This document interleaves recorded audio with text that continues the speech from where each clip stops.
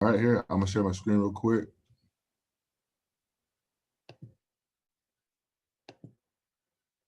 Cool, everybody can see that? It's yep, we're good. All right, perfect. So first of all, guys, I just want to say thank you for taking your time out to hear me yap about outside linebacker play. I'm gonna briefly go through this PowerPoint slide just so you can know who you're hearing from and what I'm going to talk about. Like Coach said, I'm Aaron Curry. I'm from Fayetteville, North Carolina, and I've been coaching since 2013 when I retired from the NFL. Um, these two pictures that you see on the slide they really symbolize who I am as a coach. I like to be connected to the players. I think the game of football comes from the players. It's about the players. It's for the players. And as a coach, as long as you focus on the players' development on the field and off the field, things will go well for you. Things would go good for you. All right. So a little bit about me, my journey. Um, how this is my personal philosophy and how it was developed was through my journey. Like I said, I played in the NFL for 4 years, and immediately retiring, I jumped straight into UNC Charlotte, where I was coaching linebackers, coaching defensive line. Um, then I went into internships because I wanted to coach in the NFL. And as a holdover for 2 years, I actually was a defensive coordinator in high school. The picture to the top right, that was my first year here in Seattle, 2019. I worked as an intern. I kind of bet on myself. I moved my whole family out there, um, and I was just locked in. So my personal philosophy really it stems from the idea of, everybody talks about being the best. Well, in the military, like the best of the best are what they call the elite special forces. So this word elite just stuck to me, and it's an acronym for me. All right, and the first E is just enthusiasm. I believe firmly that don't put yourself in situations to do things that you're not enthusiastic about. And when you do find yourself responsible for tasks and objectives, that you have to bring the enthusiasm first, a positive energy that affects the entire environment. The L stands for learning. As a coach, man, you got to learn as much as you possibly can. You have to continue to grow. You think you have all the answers, that's when you stop growing, that's when everything ends. So you want to learn as much as you possibly can. The I stands for immediate. Another way you can put it is just in the now, in the moment. Focus on the task at hand, taking care of the top priorities right now, not looking down the line, all right, and not focusing on the past, but being in the moment.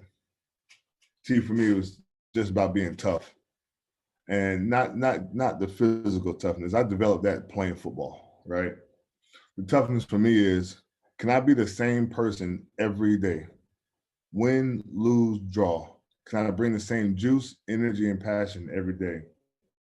Do I have the ability to stay locked in and focused when I'm tired? Do I have the ability to set the example for my players when I'm just not in the mood that day? Just being mentally tough, tough enough to handle success and tough enough to handle losses. The final E is to execute. When it all comes down to it, wherever you are, whatever level, whatever player you have, whatever player you don't have, wins and losses come down to execution. As a coach, if you have a game plan, you know for sure that it comes down to execution.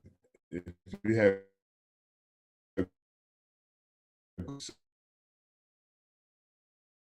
self-execute, that's I always like to share that as it drives me as who I am. Every day, every decision I make is based on being elite. All right, my coaching philosophy: teach the game. Teach the game. Football is about the game. And when I say the game, I'm not talking about the playbook. I'm talking about what's happening to the guys on the field, right? So another acronym for me, like the fundamentals, train the fundamentals from beginning to end. The player that you coach in times of stress and adversity, times of uncertainty, he's going to trust his fundamentals. If he has a strong base of fundamentals, for you in the fourth. If he doesn't have the fundamentals, he'll go haywire when you need him. every clutch play starts with some sort of fundamental. Be engaging. I firmly believe that everybody in the room will play a role in wins and or losses. Whether they're starters, whether they're not starters, whether they're seniors or freshmen, everybody in the room had to engage. And how do you engage each person? You figure out who they are as a person, how they learn. Like if you can attack and approach everybody's learning style in the room, you get so much more out of everybody in the room because at some point, each player will have an impact on the game. And you want to make sure that all of them are engaged and locked in. Accountability. Can't go anywhere without it. Can't win a game without it. Your best players, your not so best players, your freshmen, your seniors, they all have to be held accountable for what's expected of them. Have you told them what's expected of them? Now that they know, at any time that they perform sub expectations, you got to hold them accountable. And accountability is not in the form of yelling and cussing and demeaning a player. Accountability is just is a form of reminding the player, hey, while we're here, what's expected of you, and whether or not you have met the standard on this play. And you can be professional and remind guys that, hey, we're all here for the same reason. And if you're supposed to be in the A gap, I expect you in the A gap. The moment you brush over or skip over an opportunity to hold somebody accountable, you have reset the standard. You lowered the bar in your room. You reset the standard. Now the expectations are lower. All right. Collaborate. Firm believer in working with other coaches to come up with answers and also working with players to come up with answers because the players are on the field. If you think that you can just bully a kid or a player into just executing and doing what you want them to do, not going to happen. But if you can take the time to build a relationship and find the understanding of each other as coach to player relationship and having an understanding of what's expected of them, of their techniques, of their fundamentals. Hey, coach, I know you're telling me to do this, but this ain't working. Don't take that personal. You say, okay, you tell me what you're doing out there and I'll figure out how to coach it up. Like if you think you're doing something differently that works, show me where it works and let's make it part of our group. Let's make it part of our fundamentals. You got to be confident in yourself to understand that the players on the field can provide you as much information as you need. And you'll see when we get to the clips, you'll see why. And finally, you got to have high standards. You got to have high standards. Like the players in your room, the players on your team, the players in your control, they will, as long as you build a relationship with them, they will rise to the standards. I guarantee you. They will rise to the standards. And the ones that don't, they don't play. The ones that rise to the standards, everybody knows who they are, everybody respects them, and they're the ones that set the standards for you. If you have high standards on effort, on technique, on fundamentals, on playbook study, on knowing what you should do and why you should be doing it. If you have high standards and every time the standard is addressed and everybody understands and appreciates it, you get a lot out of your players. That's what I believe it means to teach the game.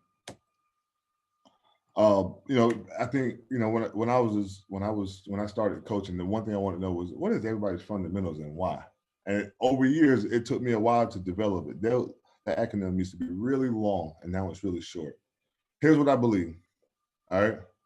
Linebackers have to have great alignment, great eyes. They have to be great at block destruction. They got to be great tacklers, and they have to give great effort. They have to symbolize what the effort for the entire team should look like, and that is a big deal. All right. As a coach, man, your job is to develop. Our job is to develop players.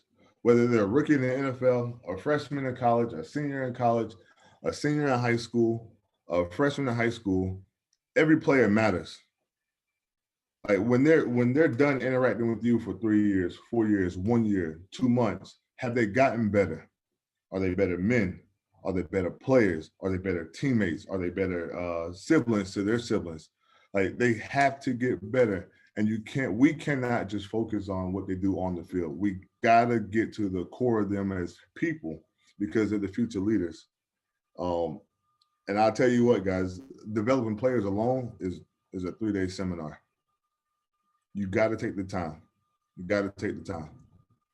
All right. So I just wanted to breeze through that. I'm gonna stop my share, and we're gonna get to this outside linebacker stuff. All right. All right. The video good? Let me. Yeah, we can see it, Coach.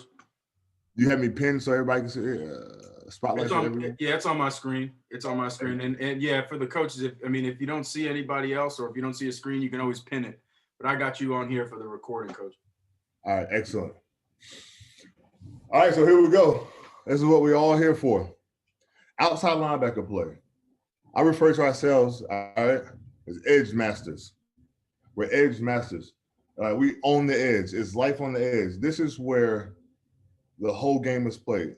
The edge of a defense, the edge of an offense is what matters the most. Outside linebackers make the world go around. All right. And this cut up really is to emphasize two things. What I believe outside linebackers got to focus on: setting edges, rushing the passer. That's how outside linebackers impact the game. Yes, we have coverage responsibilities from time to time, but what we don't want to do as coaches is we don't want to feel like we don't want to feel like our best and most violent and most disruptive athletes have to learn how to be great cover guys. What we want to happen is our best athletes, our most violent and disruptive athletes, we want them to be that all the time. How can they be that? Coach, setting edges and rushing the passer. All right, so let's get straight to it. All right, so always starting with alignment. Always starting with alignment. And how we do here in Seattle and how I see and what you'll see on this tape is a bunch of NFL teams. What you see from the film is guys are aligning at a 45-degree angle, all right, with the inside foot up, all right, and they work in this 1 to 2 yard width from the in-man line of scrimmage. Here's what I've noticed. And I'm not telling you to have all the answers. I'm just telling you what I've noticed. The really good outside backers from the NFL, what they do is the bigger bodies, 260 plus, they'll line up tighter because they know they can win this battle. They know that they can beat a tight end. They know they can battle with tackles. The guys that are like 240 to 250, you'll see them more working this 45-degree angle because they want leverage and they want an angle on the blocker. And they want to be able to be sure that they can set the edge. All right, what does it look like to set the edge? Before we tell guys, like you just, hey, you got to set the edge. You got to set the edge. You got to set it. Well, coach, what does it look like? All right. And just like I said, from studying all types of players, what I've noticed, and you'll see on the tape, they strike and attack half the man on movement. That guy comes with whether base block or a reach block. I strike and attack half a man. How do I know when the edge is set? All right. The width of the field is 53 yards and a third, right?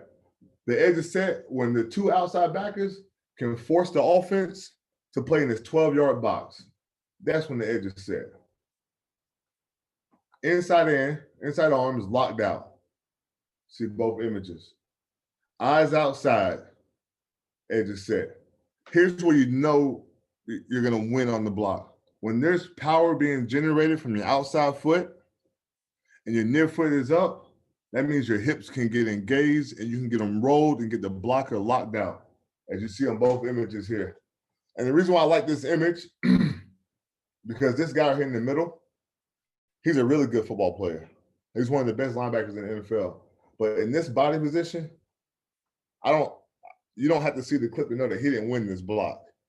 Yeah, his knees are bent. Yeah, his eyes are lower than the lineman's eyes, but he didn't have any anchors. All the guys that are in control of the blocks, they're anchored. Their feet are anchored. His feet are anchored. But when we're on the edge, power through your outside foot with your near foot up, inside out, I'm locked out, eyes outside. Don't go backwards. All right, let's watch a few clips. All right, and I just to remind you guys, all right, what you're gonna see tape from every team, every scheme, every front, don't matter. What I've learned to do is study the entire league and figure out what the players are doing. I'm not going to wake up one morning and say, oh, this is how you do it because I feel like this is how you should do it. I'm going to study and figure out what these guys are doing. What are they doing? And then I'll teach that technique. Make your job easier. All right, this guy here to the left, outside back into the left. And before I go for it, you'll see this guy over here. He has his inside foot back. If a guy feels like he wants his inside foot back, so what? Let him play like that. Some guys just like that feeling. Whatever they feel like they like in regards to their stances, let them do it. You want to be comfortable and you want to be powerful and explosive. All right. See this guy striking this lineman. All right. One of the bigger players now, they'll fight these offensive tackles. All right. They're bigger, 260 plus, they'll get in this position. His eyes under his eyes. And from here, locks out the inside arm. He's doing his best to get his outside foot. All right. He's doing his best to get his outside foot planted into the ground so he can create vision, get his eyes outside. Now, before I didn't mention what guys were doing with the outside hand. The outside hand is what helps the guys to destroy the block. Some guys lift, some guys snatch, some guys go arm over. We can spend the whole day on talking about how you get off the block, but we're just going to focus on the edge of set. Locked out, he's square, ball's going to come outside, easy tackle. Easy tackle. All right, let's go to the next guy. Guy motions over. You'll see here, this guy likes his inside foot back. Watch what he does here. Strikes this guy, strikes half a man. I'm striking half a man. I'm striking half a man. Inside arms locked out. What am I doing with my outside hand? Like I said, some guys you can lift, you can snatch and go arm over. The biggest thing is, bang, he gets his outside foot in the ground, his eyes are outside, his inside hand's locked out, the edge is set. Where we know the ball ain't going, it ain't going out there. Tackle for a 3-yard loss right there. Like I said, you're like, okay, a whole nother team. All right, and I love this. This was one of my favorite clips. This is one of the clips that made me realize that I don't know everything. Because for a long time, I was teaching guys, you got to sprint off the ball. You got to sprint off the ball. You got to sprint off the ball. You should be running off the ball. Watch this guy's footwork. And he's not the only one that does it. Takes a bucket step. Never in the history of football has anybody ever taught me to do this. Like, hey, take a bucket step when you should be attacking. Well, the reason why he takes his bucket step is so he can base up his feet. He goes bucket, he'll base up his feet, and then he'll strike. Power through his outside foot, inside arm gets locked out, his eyes are outside, his pads are nice and square, and where we know the ball ain't going out here. And why is that important? Because this guy right here, playing in 3 technique, he can't get cut off by the tackle. But if this ball can stretch out here to the numbers, he don't stand a chance. Watch this guy make this play now. He's fighting this. He's fighting. It's just easy. Guys can run through, make plays because the edge is set. When they know the edge is set, they go. Gain of 0. And we give these guys the glory, but the edge was set. We're building walls over there. Here, same guy again. Again, like I said, just one of my favorite players, one of my favorite clips. Watch his feet. All right, he's got a good stance. He goes bucket, base, strike. Watch this guy roll his hips. And the only reason why he can roll his hips is because he has his outside foot planted that drives his hips forward, that drives his hands forward. He gets this guy locked out. His eyes are outside. Where we know the ball ain't going, it ain't going out here. And this matters. Watch 44. And 44, this is when you know the backer knows it. All right? He knows the edge is set. There I go. I'm downhill. Watch this guy make this play. Bang. Tackle for 1. If this edge were to get stretched out here to the numbers, he'll never make this play. Right? This is why it's so important. It's so important to get the edge set. And here's what I'll say. Like you're going to see like freaky athletes on here, right? Go watch your tape. The ones that do it best for you, they're not always a freaky athlete. They're doing some of these attributes. Their hands are inside, their hips are extended. Same concept here. See this guy, he started with his inside foot up because that's how his coach drilled him. Inside foot up, inside foot up. And he was like, yeah, let me get comfortable.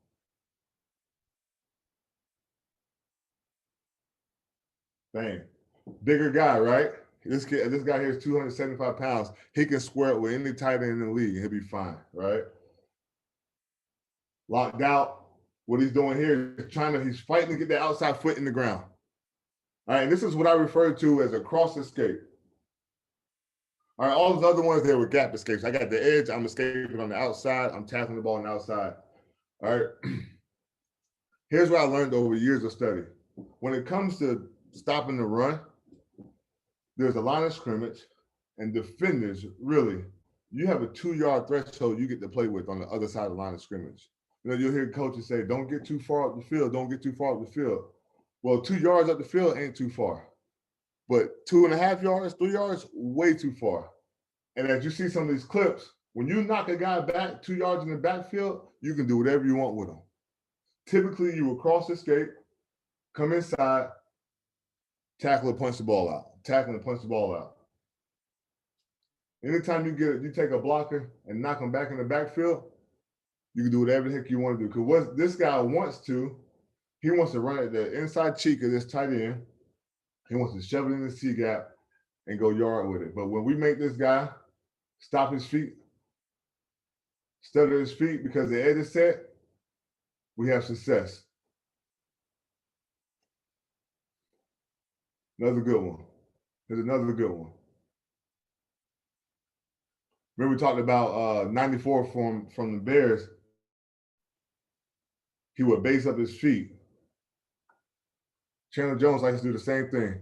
Base his feet up, get the guy locked out. See how he was intentional about getting his eyes back outside, his inside arms locked out, power through the inside foot, cross escape, make the tackle. Cross escape, make the tackle. You know who's really good at this is TJ Watt. When he does that, he's going to punch the ball out. That's where I think guys, especially outside linebacker coaches, this is where we can really take over the game of football. If we can continually get this type of knockback, and instead of just going in there tackling the guy, the game is all about the football. Go punch the ball out. Give it back to the offense. You get credit for the tackle, and you get credit for the forced fumble. Go punch the ball out, and you get the ball to your offense in plus territory. 80% of the time, you'll score. All right. So that's how we set the edge when we get base blocks, reach blocks. And you notice what I didn't do is I didn't spend the time to talk about the difference between each block. Let's let the player play fast. I tell the guys all the time, tell KJ Wright all the time, he's either blocking you or he ain't. If he's blocking you, put the power through your outside foot, lock out your inside arm, get your eyes outside, knock him back, cross escape, make the play. Now, if he ain't blocking you, we teach the guys all the time, down equals trap. If the guy that I'm watching, my eyes on the tight end or on the tackle, he blocks down, here comes some sort of second level blocker, whether the fullback or whether a pulling guard. All right, well, what do we got to do now to get the edge set? We got to condense and squeeze. Condense and squeeze. And that's just a reminder to the outside backer that this defender here is responsible for this fit or this gap. We want him to make the tackle in a phone booth and not an airplane. If he's got to form an 8-yard gap to tackle this ball carrier, doesn't matter what level, he ain't making the play. But if he's got to just fill up in this 6-inch area, make his job easy. So how do we do it? The number one transition I made to taking on second level blockers was I'm not interested in catching these guys with my hands. I want to get this gap condensed and squeezed. And how are the guys doing it? They were taking their inside shoulder, right? And the feel of it is that they're taking the inside shoulder and hit through their outside hip. You always end up in this position. Your eyes are outside. You still got power through your outside foot. Your near foot is still up. But instead of trying to catch a 330-pound lineman, we want to get knocked back and condense and squeeze. So we just drop our pads, drill them. You're aiming for his outside hip. That's the feel of it. And this is the real of it. The real of it, you'll just be lower than the guy. All right, let's get a few clips of it. We're condensing and squeezing. And like in most like bear fronts or jam fronts, some offensive guys like to call it, there's somebody who's always responsible for the C gap area. And you'll see here, he's got this guy man to man. So technically, he's responsible for it. He's got to fit off of this tight end. So what we're trying to get done here, boom, his outside foot's in the ground, his near foot's up. He's not, the feel of it is outside hip, but he's just lower, and that's what matters. We'll never trade 1-for-1. Now we can come off the block, make the play. The edge is set. He knows he's got this fit, but he also knows that that gap's been condensed and squeezed. This ball carrier is going out here. Bang. -4 in the game. Oh, here's one of my favorite ones. Here's one of my favorite ones over here to the right. All right, when you're really good at setting edges, people put fullbacks out there, and everybody thinks fullbacks are the answer. I don't know why. We treat them the same way. Power to the outside foot. He's a little high because this guy's super duper low. But what we know for sure is that these two defenders that are supposed to be fitting off this fullback and this guard are freed up now to make a play. Because this gap here has been condensed and squeezed. It's imperative. The edge is set. Does he make the play per se? No. But when you have not back here and he's condensing and squeezing, watch who makes this play. He makes this play because there's nowhere for the ball carrier to go. Safety shows up outside, -3 on it. All right, here's against us. All right, and like I said, the reason why you see so many different teams is because I like to emphasize when I'm coaching KJ, right? Hey, listen, bro, you can, like, this is what y'all are doing as players. This is not me waking up one morning and saying, oh, this is what I think the technique should be. This is me. This is hours and hours of study of what is actually happening on the field. All right. This guy here to the right, boom, he actually hits our alignment in the outside hip. He's got power to his outside foot. His near foot is up. Now, this is really cool. Never trade 1-for-1. He elevates because he wants to make the play. Elevate, make the play. Elevate, make the play. And I can go, this is another good one. Tackles down, down equals trap. Got my feet up under me. Boom, outside foot in the ground. He's a little high, but this gap is condensed and squeezed. Watch how easy it is for this backer to make this tackle. That's like cheating. Watch how hard this play is for him. Feet, bang, tackle. Not hard at all. Regardless of who you are, this guy to the right, boom. All right, those bigger guys, they always heavy up because they're trying to knock the crap out of what's showing up. Yeah, I want him to get more outside, but more importantly here is the gap is condensed and squeezed. Ball carrier can't do nothing. Here comes the backside, outside linebacker, making a play because the ball is still in the 12-yard box. The ball is still in the 12-yard box. One more, then we'll go to chase mechanics. Same concept. See, guys got his inside foot back. Whatever. Like, you don't tell a guy that's in the midst of the battle what he should feel like and what he should look like. Let him go play. Boom. Power to his outside foot. His inside foot is up. 270 pounds. He can do pretty much what he wants to do with blockers. Again, never trading 1-for-1. Like, some people will tell this guy he's too far up the field. Yeah, he's only too far up the field if he don't make this play. Boom. Spins out. Gain of 1. Hell of a play. All right, last one. Same length of a guy, but different weight type. Bud Dupree's 275. I think this guy here is 255, right? But it's the same concept.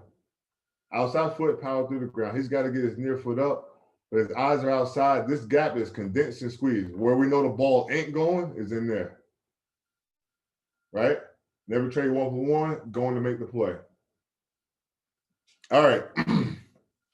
So another phase of outside linebacker play. We won't spend long on this because I really want to get to the pass rush stuff. But what I refer to as chase mechanics. All right. when the play goes away, coach, what do I do? Like that's like every outside backer wants to know, coach, what do I do when the play goes away? If you tell this guy to go sprint and chase the ball down and make the play, they're gonna run boots, they're gonna run nakeds, they're gonna run reverses, and you can be pulling your hair out. So this term chase mechanics, it's a sprint, a shuffle, and it's not even a full shuffle, and a sprint. All right. You sprint to take the air out of it as you read the mesh, reading the mesh of the exchange of the quarterback and the tailback. All right. And you'll see the next clip. This is that picture. All right. Live. He doesn't make this play, but it's a good image of what his feet look like. You get to be patient, sprinting off the ball. All right. Taking the air out of it, a little shuffle. He's shuffling as he reads the mesh. All right, now my next sprint is I'm either sprinting to tackle this ball, or I'm sprinting to pull up the boot, or I'm sprinting to pull up the reverse. Cut back, boot, reverse. Cut back, boot, reverse, right? So it's just a good image of his footwork. It's also a really good image of an outside backer kicking a tight end's tail and letting people fit off of him. Edge is set, bang. All right, here's another image of it. A whole nother franchise, a whole nother scheme, a whole nother system. Sprint, see how like that, just that little shuffle right there so he can read the mesh. Because once he sees it, now he can sprint, commit to it, go knock the whole pile over. So that shuffle is critical for your own personal health. You don't want to be stressed out over boots and reverses. He's got time. I tell the guys all the time, if this outside backer is making this play over here on outside the numbers, you got a whole nother set of issues coming in the fourth quarter. So they're gonna run it, and then it's gonna be 4th and 1. They're gonna pull it. Quarterback's gonna score. All right, here we go. Watch his feet. Just a little hiccup so he can see the mesh. All he's watching is the QB running back exchange, sees the running back, gets it, sprints, knocks the whole pile over. This is a really cool clip because of the angle that the Bears use for the film. Watch this guy's eyes when this block goes down.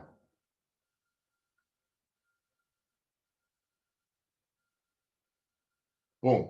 First thing he does, the block goes down, his eyes go inside, he's reading the mesh.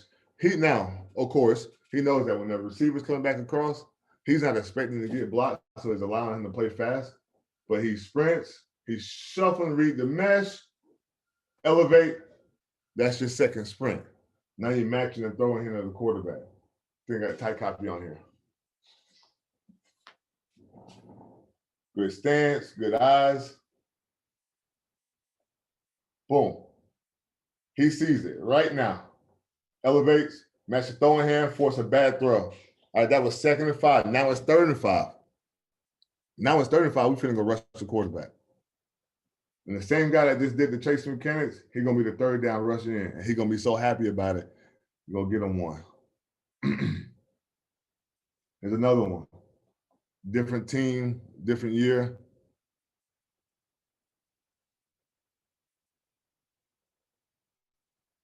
Taking the air out of it, sprint, shuffle. He sees the mesh, QB still has it, elevates. All right, elevates.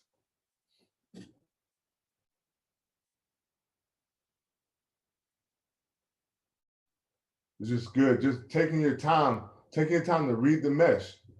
Tell those guys, hey, take your time to read the mesh. Take your time to read the mesh. If they run the outside zone away from you, what you better be trusting is that the other outside backer has the edge set. All right, so I'm not going to go through all that stuff because I don't want to take all y'all's time. There's so many. I was telling Coach before we started, we could spend 12 days on this. But let's get to this. Let's get to this. All right, this is my heart and joy and my passion. All right, rushing the passer. And the guy that taught me this system, all right, and it is a system. The guy that taught me this system, Coach Eric Washington with the Buffalo Bills.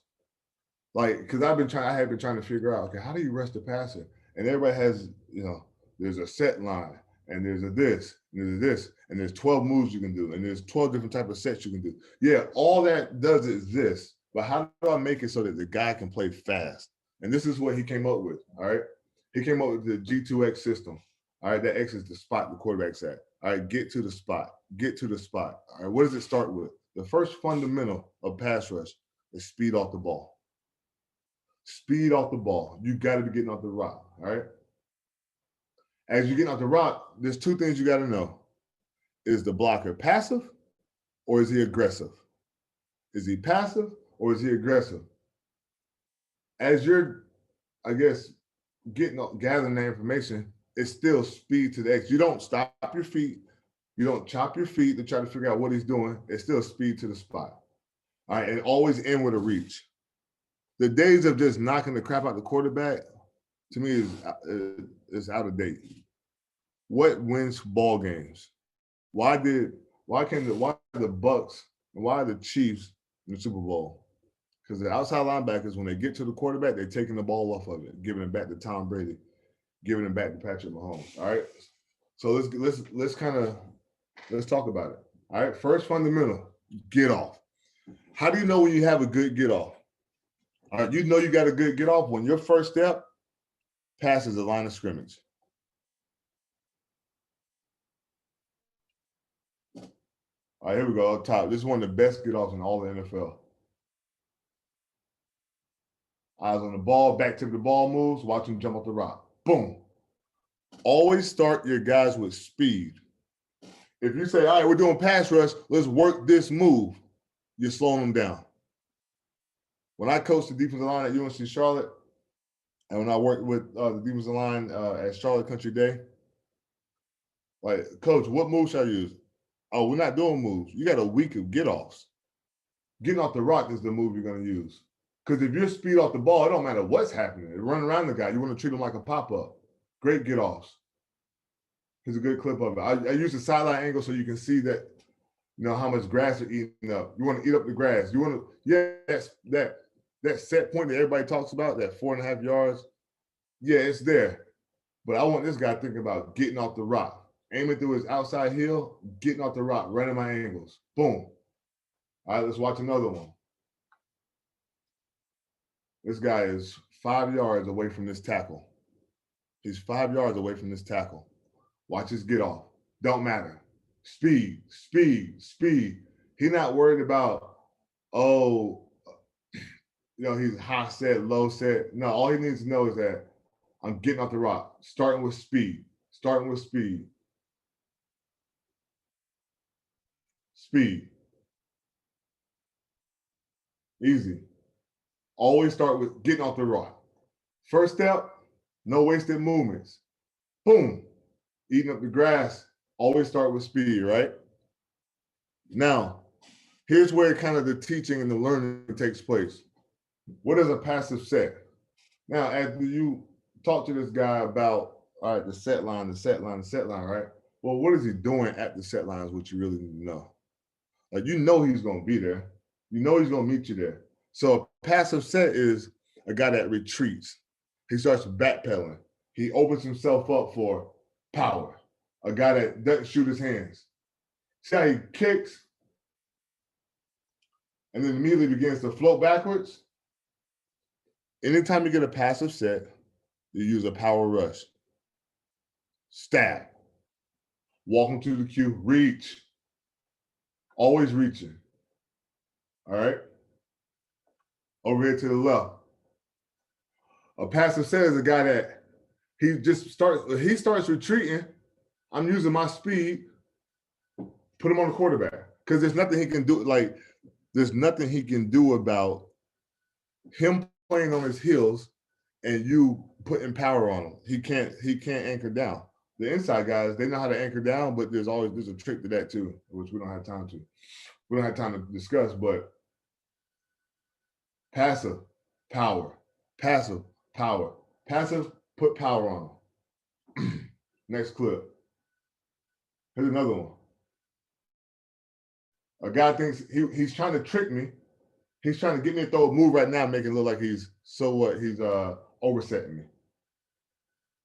I'm speed to the spot. Speed, power. Dump them. Always getting the ball out. And, I think starting with a stab is good. It allows the guys to continue on their speed, allows their feet to continue to turn over. That bull rush guys like to stutter too much for my liking. Same concept. He wants to retreat. Okay, put him on the quarterback.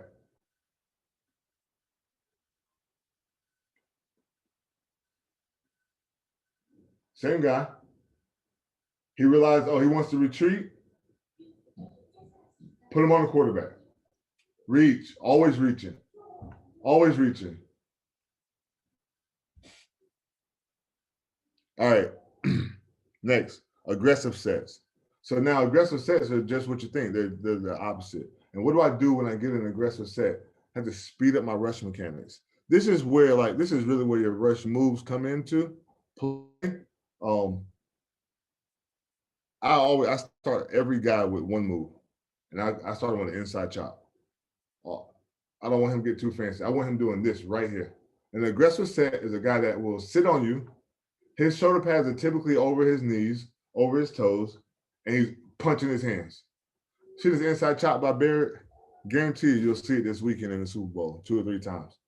It's just too easy. And he can do nothing about it. Now, speed to the spot. Got him beat. Say he's trying to get the ball off the guy. Reach and get the ball out. All right, let's see the next guy. I think this one's both guys. Check out Clay right here. See, it looks the same as some of those passive sets, but what we know from film study, he's going to punch his hands. I'm going to use an inside chop. Speed up my rush mechanics. Speed to the spot. See how his feet never die. Boom, feet never stop. Running. Reaching for the ball. Reaching for the ball.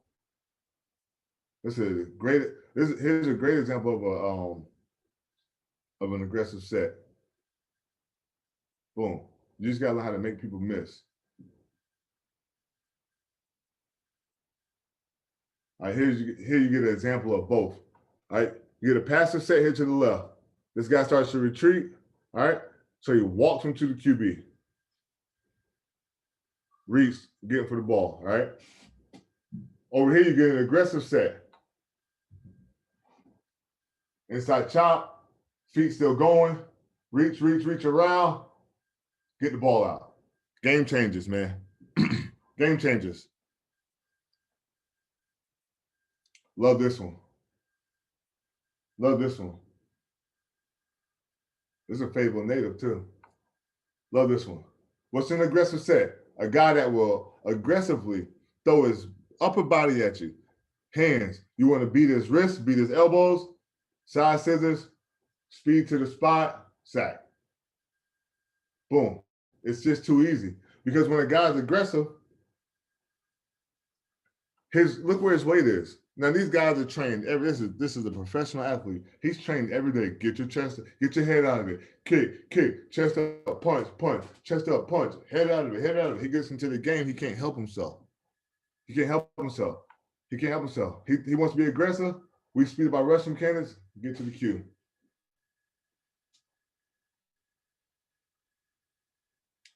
To the left. He knows from film study this guy's going to be aggressive. Get off the rock. His helmet over his toes. His hands are forward. His hips are back, but he's being trained to have his chest back and his head back. He's backwards here. Aggressive set. Beat his wrists, elbows, reach for the ball. Ball's out.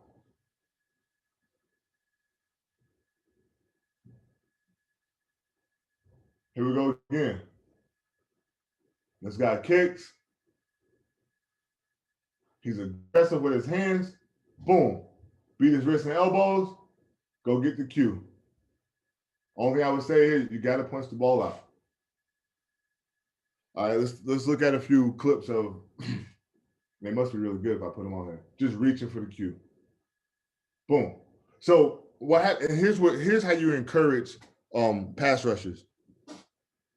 You tell them, Aaron Donald had 16 sacks. Let's say he had 16 sacks this year. he probably rushed the quarterback 400 times. That means out of 400 rushes, he only got there 16 times. That's not a great percentage, but that's a hell of a way to make a lot of money, right? What do I do when I don't win cleanly? What do I do when I don't win cleanly? I reach for the ball. This guy's still getting blocked. He's blocked, but he's reaching for the ball. And when I reach with my outside hand, it helps me get my hips around. Ball's out. Make the referee make this decision. Is it a fumble? Is it an incomplete pass? Make him make the decision. Here's a good one. There's no teach tape in this portion of it. We don't know. I don't know. What move is he doing? Don't know. Don't care. But what does matter is reaching for the ball. Bang. Make my job easy out here. Affect the throw. Go get one. Getting that outside arm around, it naturally clears your hips.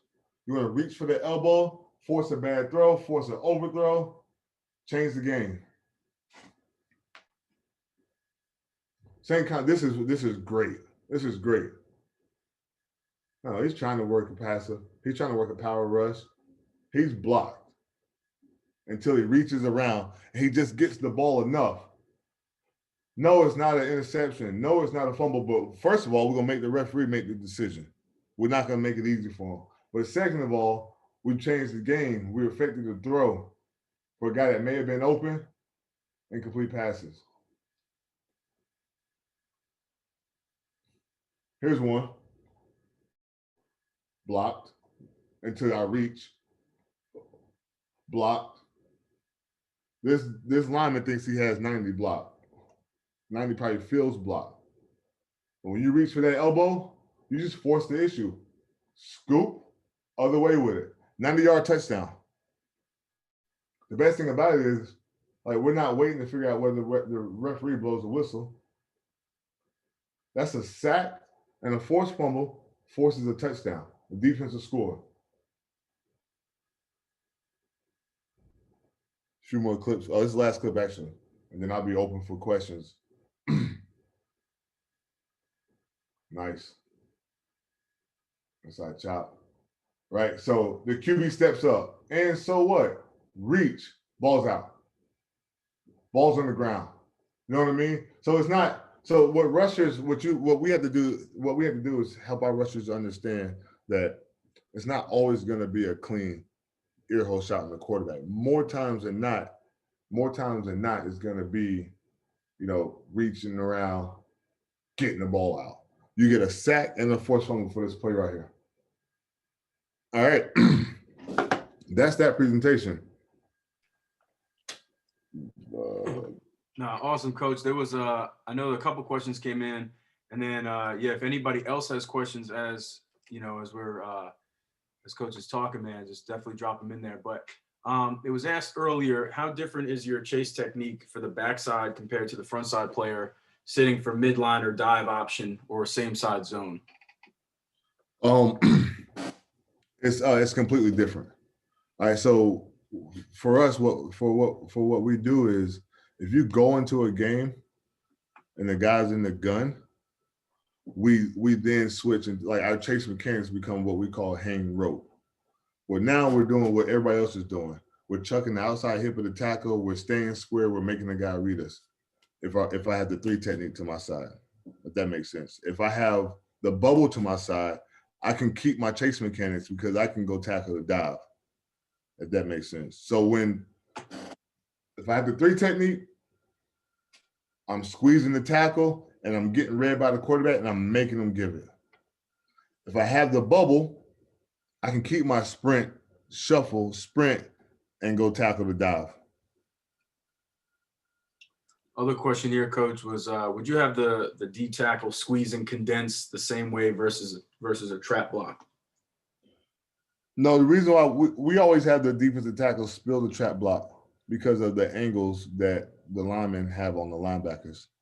So we know that thing's trying to hit downhill, and we know that based on our alignment, typically the linebackers are aligned outside in.